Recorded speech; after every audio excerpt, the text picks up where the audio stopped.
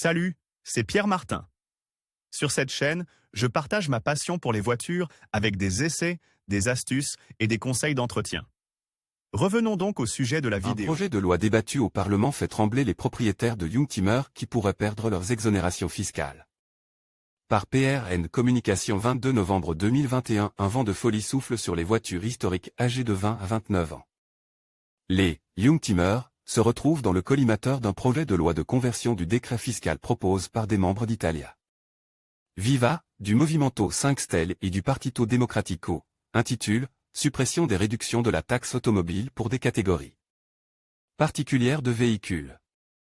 À partir du 1er janvier 2022, ces voitures ne pourront plus bénéficier de la réduction du droit de timbre en vigueur depuis le 1er janvier 2019, car ces voitures ont été considérées comme particulièrement polluantes, et même celles qui disposent de certificats délivrés par les organismes compétents, tels que l'Automoto Club Storico Italiano ou les registres des marques Fiat, Lancia et Alfa Romeo, ne seraient pas sauvegardés. Une solution qui pourrait déplaire à plus d'un amateur.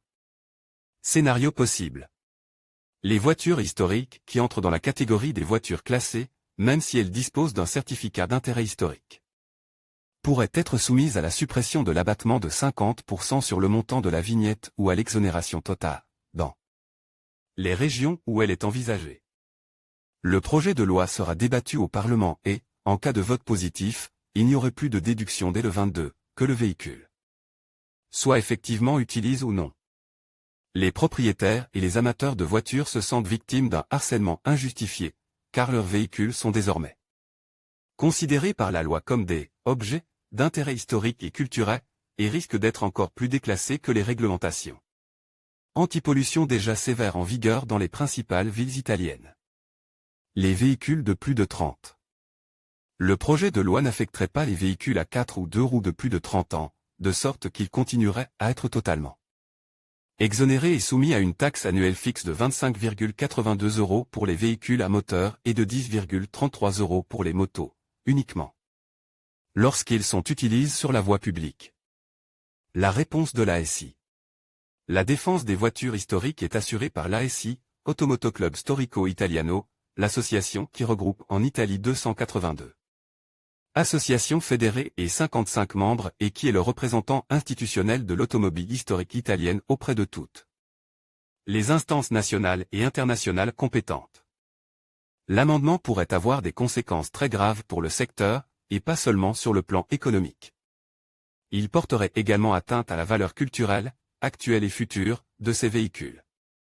L'amendement porterait également atteinte à la valeur culturelle, actuelle et future de ces véhicules, rapporte le président de l'ASI, Alberto Scuro, dans la note officielle de l'ASI, qui ajoute également que les véhicules bénéficiant de la protection fiscale représentent 0,14% des 47 564 572 véhicules en circulation en Italie et 1,12% des 5 908 824 véhicules de 20 ans d'âge.